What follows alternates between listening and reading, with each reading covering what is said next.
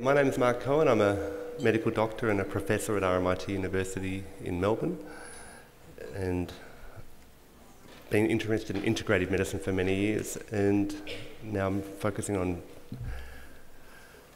lifestyle, environmental health, detoxification. And I'm really challenged this morning because I've got about an hour and a half of content in the slides or more that I've given you, and I've got about, well, we've already lagged into the day, so I've got about 40 minutes, 45 minutes to give that content. So I'm going to be really quick, but the slides are all there. And I'm also going to have to apologise to you because the content I'm going to share with you is really depressing. And once you know this stuff, you can't unknow it. So, and some of this stuff you actually may know at some level already, but I'm going to try and outline the science of what we know and what we don't know about environmental chemicals, and then hopefully I'm going to have enough time at the end to talk about what we can do about it. And there's some really practical basic steps we can do to minimise our exposure. So let's see if we can get started. So I'm going to go quickly, but as I say, you've got the slides there. So we know that chronic disease now is the biggest killer on the planet, that main modifiable risk factors, lifestyle, physical inactivity, sugar, fat, salt, alcohol and tobacco, which is our conscious consumption of toxic chemicals, and then environmental toxicants, which are industrial chemicals that we inadvertently take in. And pretty much they're the elephant in the room, because toxicants aren't often considered in a lot of the public health documents when they talk about the epidemics of ADHD, of diabetes, of depression and of cancer. And just last year, cancer overtook heart disease and stroke as the #1 killer in Australia and the world.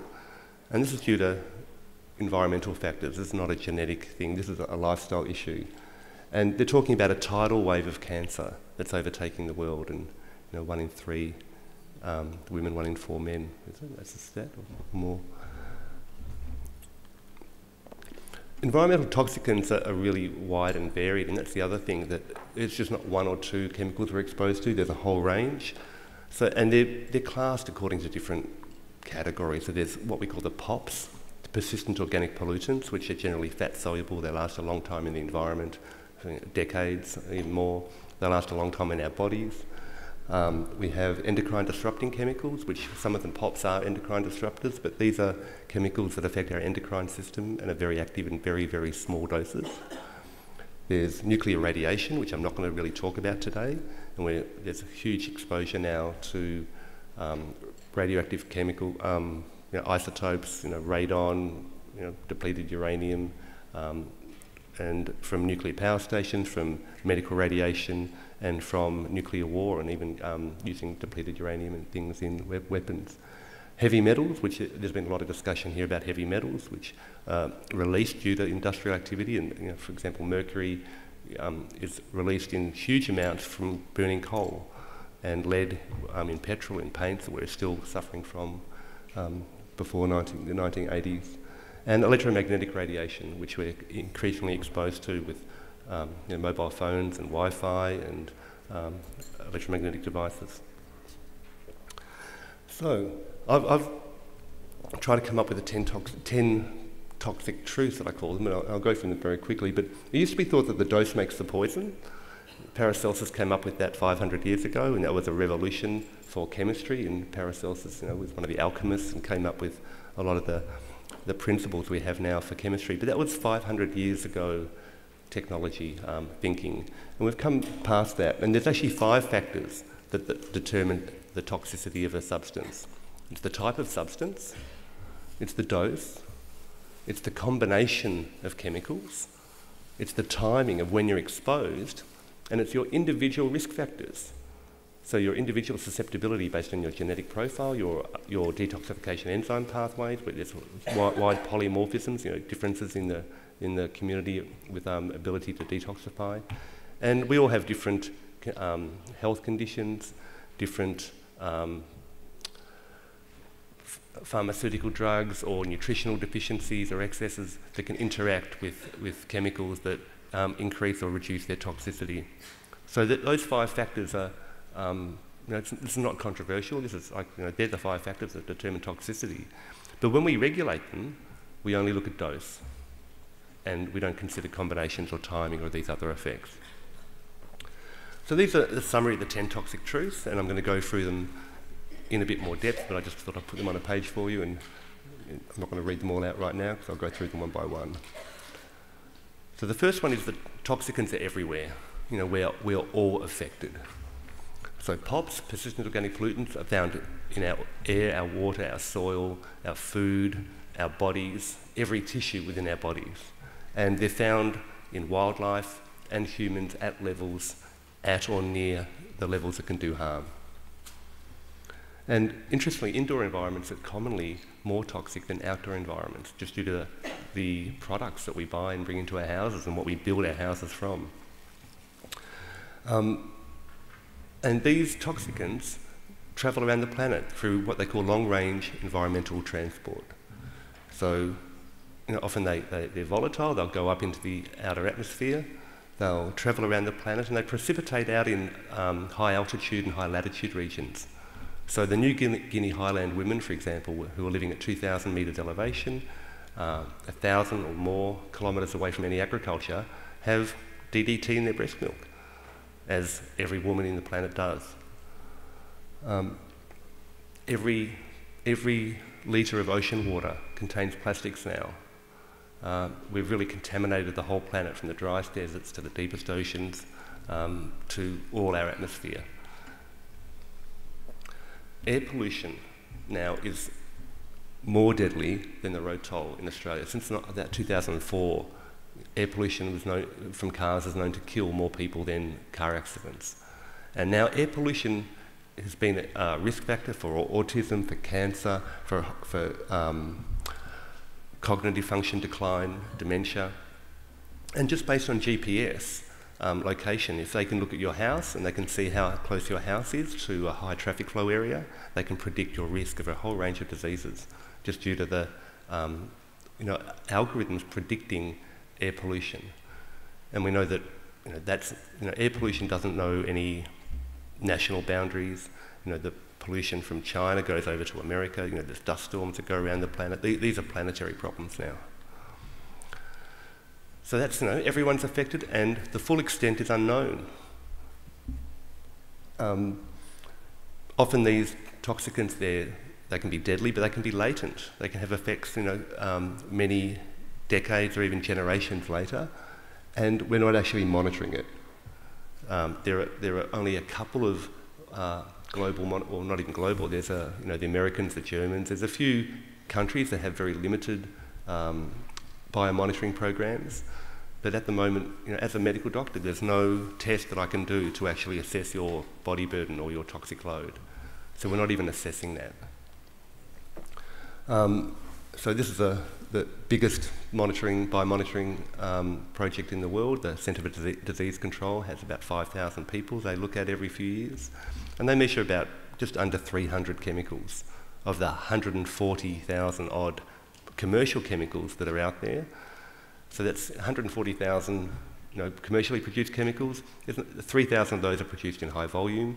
And there's hundreds of thousands of more chemicals we inadvertently produce when we burn fossil fuels. We call it soot, or air particulate matter, or smog, or pollution. But in that, there's many chemicals that aren't even named yet that are also affecting our bodies. And this is a book, Our Stolen Future. It came out in the mid-1990s. Theo Colburn and Pete Myers brought it out, talking about endocrine disruption.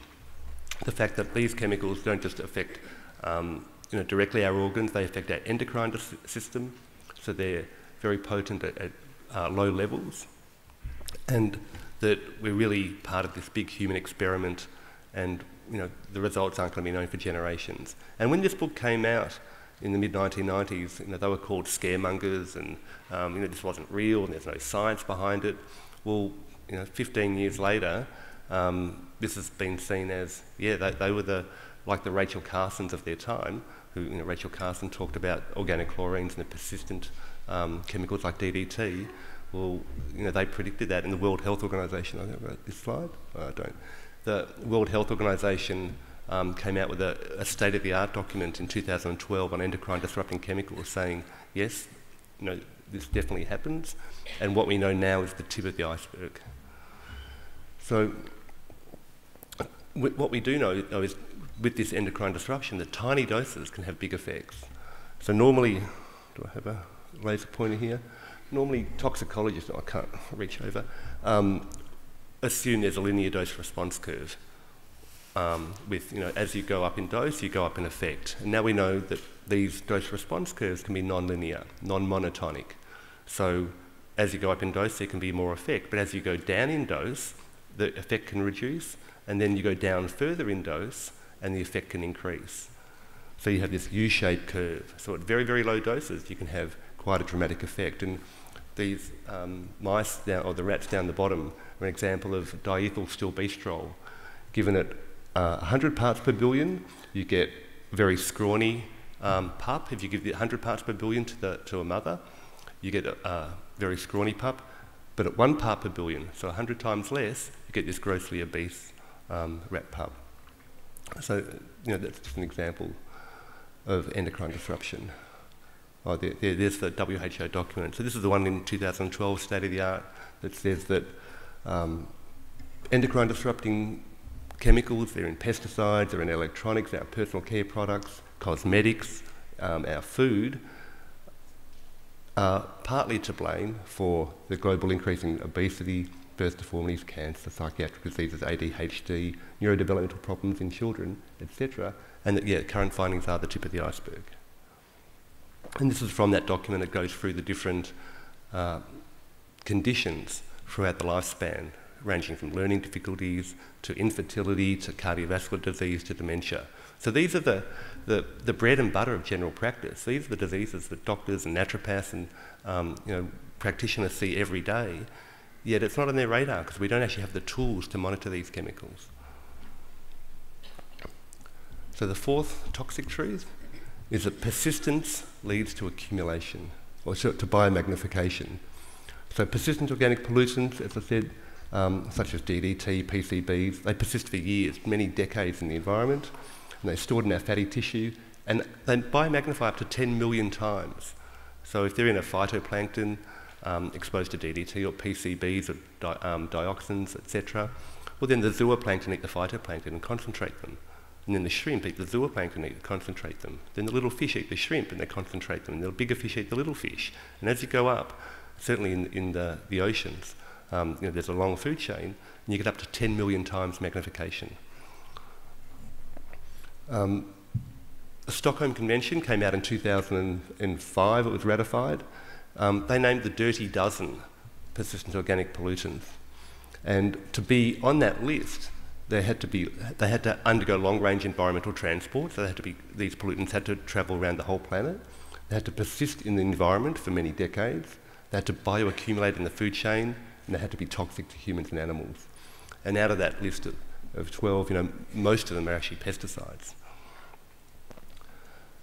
So we know at the top of the food chain, at the very top of the food chain is actually the human infant.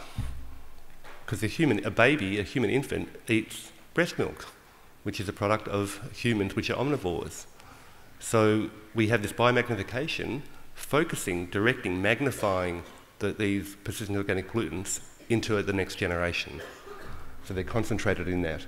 And actually recently they've been looking at how we monitor these in the oceans, and they've come up with whales. Apparently whales don't clean their ears. So when a whale dies, they end up with this long earwax candle that you can see there. And that gets laid down each year, just like rings on a tree.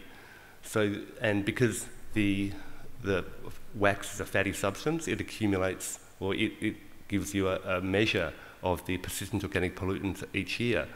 So they can get a 40, 50-year history of the ocean's contamination, looking at whale earwax. And they're sort of devastated about how the increase has been happening, but also over the whale's life. So when the whale's breastfeeding, they get a big dose, because they get it from their mother, just like a human baby does, and then it increases over their life. So they're using that because whales roam quite widely over the oceans. So there are ways to monitor this, and again, the more you learn about it, the more depressed you can get. So, toxic truth number 5, the chemical cocktails are synergistic. Being exposed to multiple chemicals is worse than being exposed to single chemicals. And that happens even when chemicals on their own have no effect, but when you add them, you get an effect. And that's an issue because when we test for safety, we're testing one chemical at a time. And Stephanie Seneff spoke about yesterday, and if I've got time, I'll talk about today, that Roundup and pesticides are formulated with a whole range of chemicals to make them more toxic. But when they look at the safety of them, they're just looking at the active ingredient. So there's a state-of-the-art on mixture toxicity, and they call it there's actually something from nothing effect.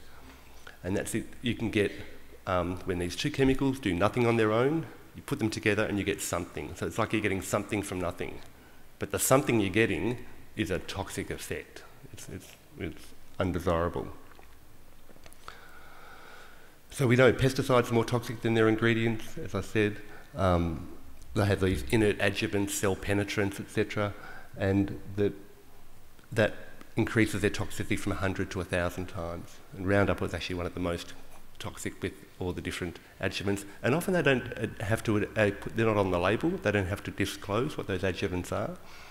All they do is measure it on glyphosate, which is the active. But again, it's much more than that. So, bioaccumulation over the lifespan. So we know they accumulate over the food chain, and babies sit on the top of that. So we're not born with a clean slate, but then our ability to excrete a lot of these chemicals is less than our intake. So over our lifespan, they accumulate in our fatty tissue.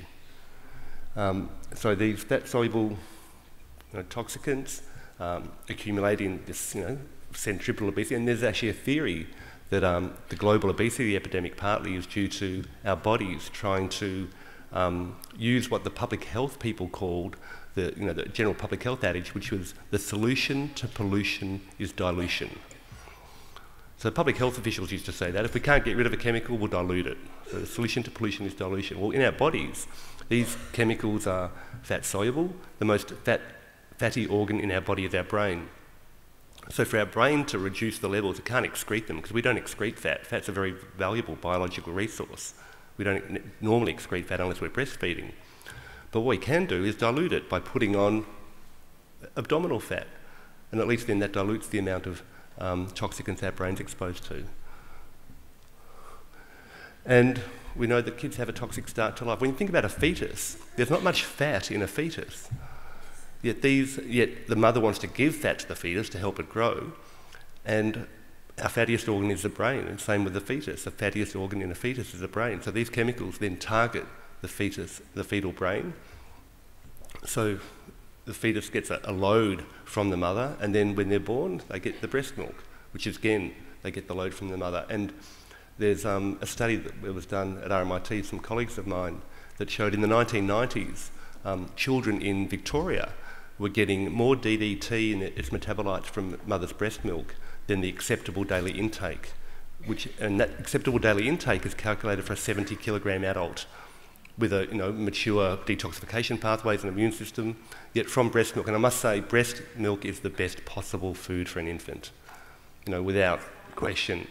So even though breast milk is highly contaminated, it's still the best for multiple reasons, the best possible food for an infant. But the tragedy is it's also very highly contaminated.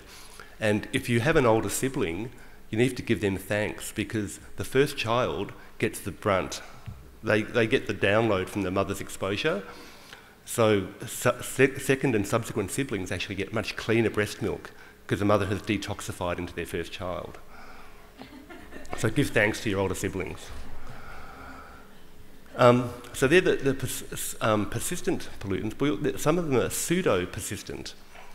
And there are things like organochlorine, organophosphates, which are water-soluble, that we can pee out and we can eliminate very quickly. But we put them in all the time. We're continually exposed to them. So BPA and phthalates and organophosphates are pseudo-persistent, because we're continually exposed to them throughout our lifespan.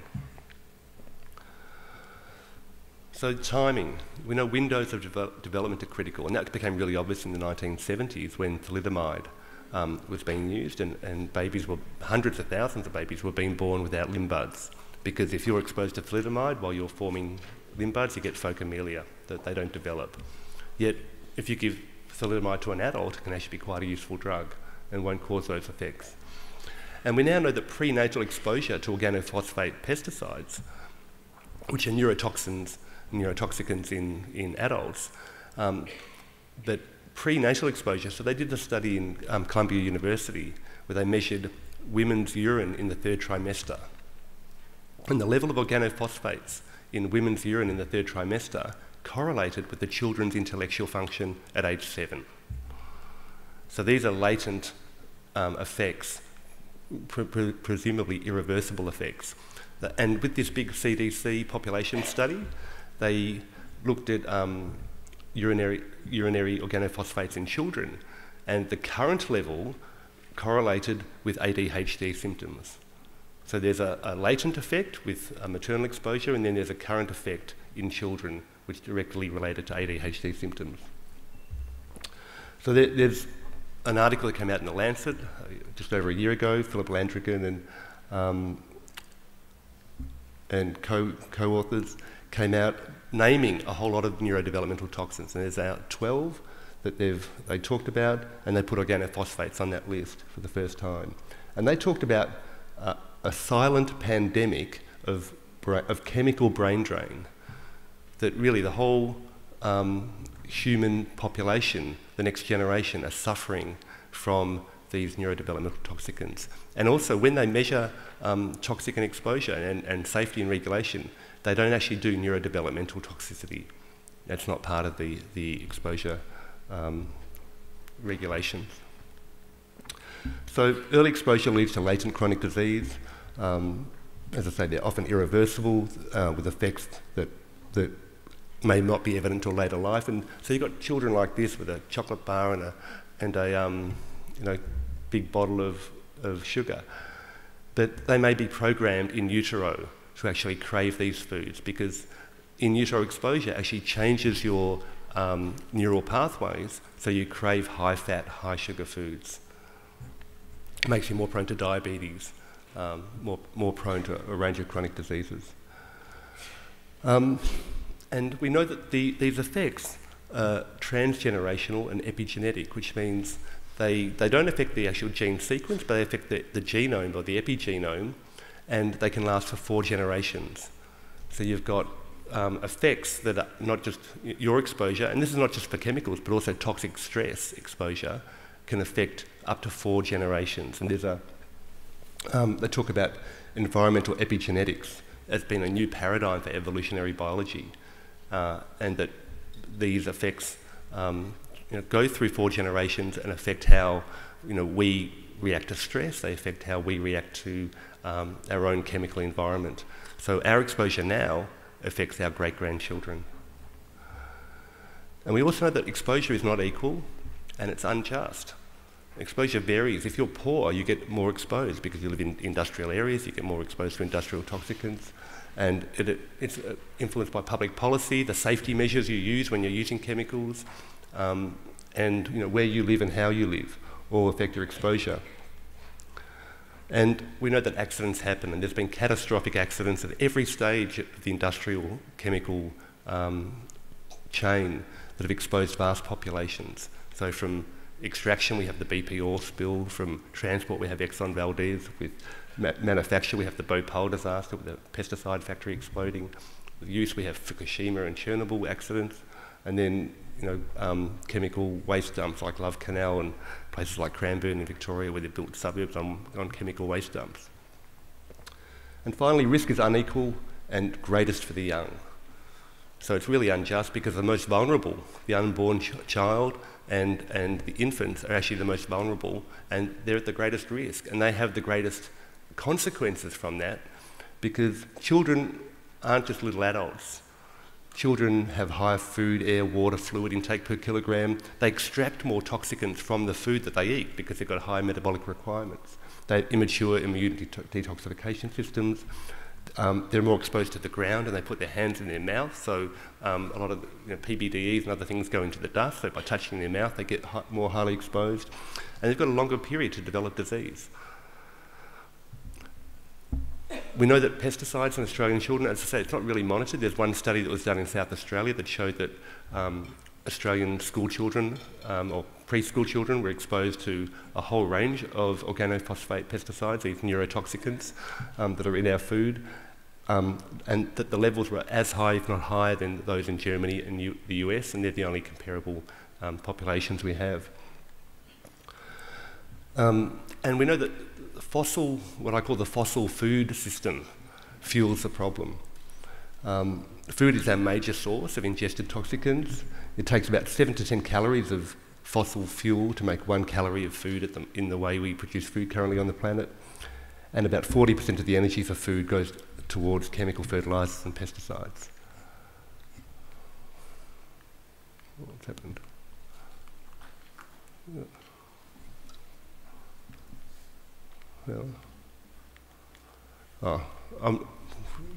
Issue on that glyphosate. I'm not going to go too much into glyphosate because I don't have a lot of time, and Stephanie Seneff covered a lot of these points with glyphosate inhibiting P450 enzymes, etc.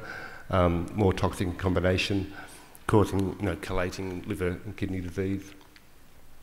But this is like a really telling situation. I mean, I'm a medical doctor and study pharmacology, and in our community, when you think about how we regulate chemicals, pharmaceuticals are chemicals that are designed to help us. They're designed to heal and actually cause health. Yet when we regulate them, we do phase 1 and phase 2 and phase 3 studies, and we do post-marketing studies. And when they're released to the market, they're released with big safety data sheets and then contraindications, and then they're controlled in terms of who can have them, and doctors are prescribe them. And if you've got these contraindications or those, and then we monitor your health while you're on them. And then we do post-marketing, phase 4 studies, and very often we recall them because we got it wrong with all those other checks and balances. So VOX and HRT and stuff gets recalled, and that's really strictly regulating chemicals that are designed to help. When we look at chemicals that are designed to kill, pesticides, insecticides, fungicides, rodenticides, etc., we don't study them on humans, we study them on animals. We find the most sensitive animal, we work out the level that doesn't cause an effect, a short-term effect usually, so these are not long-term studies, and then we say, well, we'll put in a safety factor of 10 because a mouse is different from a human, and another safety factor of 10 because not all humans are the same, and that will be the acceptable daily intake. And we'll test it 1 chemical at a time, and for those chemicals at a time, we'll work out the acceptable daily intake, and then we'll put it on the market, and that's the allowable intake for the whole population for the rest of their lives, and we won't even monitor it in the population. So that's the current situation with pesticides and other industrial chemicals, which really don't have the scrutiny, and so we really don't really know what are the levels and what are the problems, and we're not even looking. What happened here? Sorry, this is the precautionary principle. So what to do about it, and I haven't got a lot of time to talk about it, but the precautionary principle says it's better to be safe than sorry, basically. And you don't need definite proof that something causes harm. If you suspect it causes harm, it's better to reduce your exposure if you possibly can. So how do we do that? And there are some really basic lifestyle measures that we can use to reduce exposure. And at this conference, a lot has been talked about with fresh organic food, minimising food packaging materials. Hand washing. Hand washing is such a basic thing, and it used to be talked about for getting rid of bacteria. Now we've been hearing at this conference how bacteria are actually really important. We want to eat a bit of soil bacteria, and our aversion to bacteria has actually gone. The pendulum went so far that we're disinfecting everything, and it's a problem. But the 2-second rule was about bacteria. But now you can reconsider the 2-second rule. It's about PBDEs and other chemicals, fire retardants, because if you wash your hands, you can reduce your exposure to those chemicals. So reducing dust exposure in indoor plants. I'm not going to have a lot of time to go through this. I'm a big fan of Michael Pollan, and he's got some great simple food rules. So eat food, not too much, mostly plants, is his credo. But then don't eat anything that won't rot. Don't eat anything that has a TV ad. Don't eat anything that you can't make yourself, that with ingredients you can't pronounce, that is labelled diet, fat-free or low-fat, or that your grandmother wouldn't recognise as food. So really basic principles, and he's got a whole lot more. So I talk about consuming low and slow.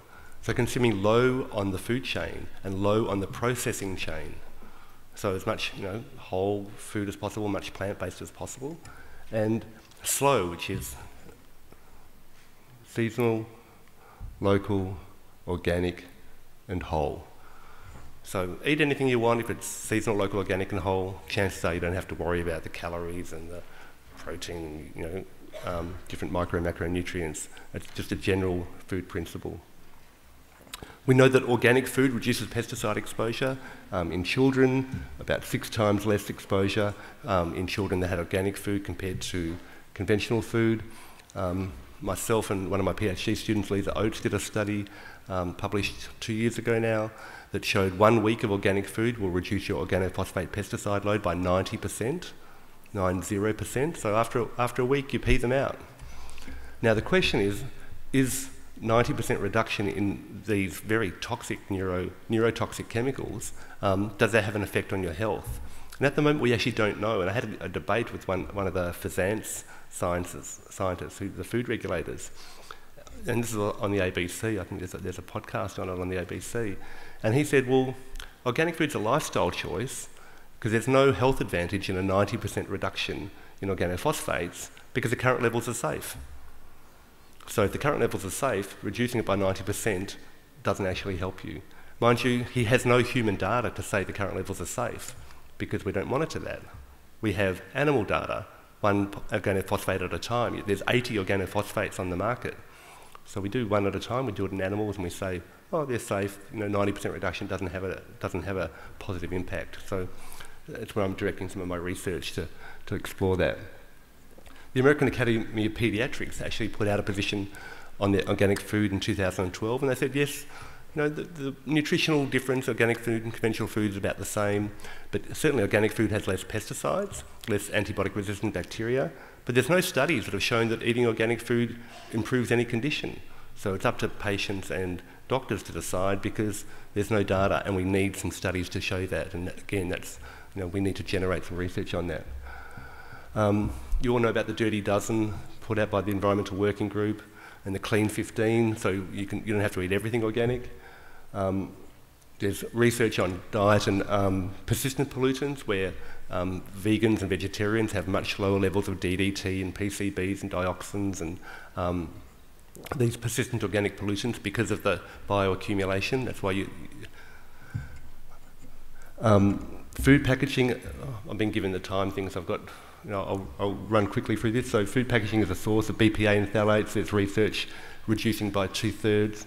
There's other research showing that even if you eat organic food, if it's a study was done in the States where they gave whole families organic food in glass containers, but compared to just advice, and the families that had the organic food in glass containers actually had more BPA, more phthalates. And they couldn't work out why. And then they realised it was in the milk, because even though it was organic milk, the milk was being produced in these tubes. The milk's a nice fatty warm substance, and the tubes in the dairies were leaching phthalates into the organic milk. So it's not just about being organic, it's how you package it and process it is really important. Studies at Harvard have showed, eat a can of canned food, a canned soup compared to normal soup once a week, and you'll have 1,200% increase in BPA because cans have BPA lining, so you need to avoid cans. Drinking bottles, again, they did a study showing increased BPA by 2/3 with polycarbonate drinking bottles. Touching thermal receipts can actually, you absorb BPA through your fingers. So every time and jobs where you're touching thermal receipts regularly will actually increase your BPA levels. And more recently, they actually showed that if you wash your hands in a sanitising hand solution and then touch a BPA receipt, you'll increase your dermal absorption. So, you know, these things are everywhere. You need to consider quite widely, but very practical things you can do. So this is a study on hand washing and thermal receipts. Hand washing and PBDE exposure. I mentioned that just washing your hands. PBDEs are the polybrominated diphenyl ethers, fire retardants that are in all our soft furnishings and plastics. They go into dust, they're not bound, and then by touching them and touching our mouth, we absorb them. And they showed that office workers who wash their hands more than 4 times a day had greatly reduced levels of PBDEs compared to those who didn't. Indoor plants, I mean, connection with nature is one of the most powerful healing things we have. And indoor plants themselves, and it's not just the plant, it's the microbiome around the plant, it's in the soil, absorbs volatile organic compounds. So having indoor plants is a really simple measure. So greening our lives, you know, Vandana Shiva talks about the greening of our life as a requirement, basic requirement for a global civilization, a sustainable planetary civilization. So many questions remain. What other levels of different toxicants? How can we reduce the pathways? Exposure, how can we improve excretion? What is their effect on cognition and health? And we still don't know a lot of the answers to these questions. I have a hypothesis. It's a testable hypothesis, but it's just a hypothesis, and that is that eating less poison is good for you. Now, it's never been tested, so we're directing some research to actually test that question, that eating less poison is good for you. We suspect it might be, but we don't know. So watch this space. We may have some data on that. But it's remarkable that out of all the chemical industry, they've actually never looked at is reducing your exposure to poison actually improving health. So we need to imagine a world free of toxic petrochemicals where our lifestyle actually enhances our health rather than reduces not just our health but the health of our future generations, where we have food forests and edible landscapes, and that everyone can interact with the wealth of global knowledge, and that really we can all not just get knowledge, but we can also contribute knowledge with our own experience in our own life.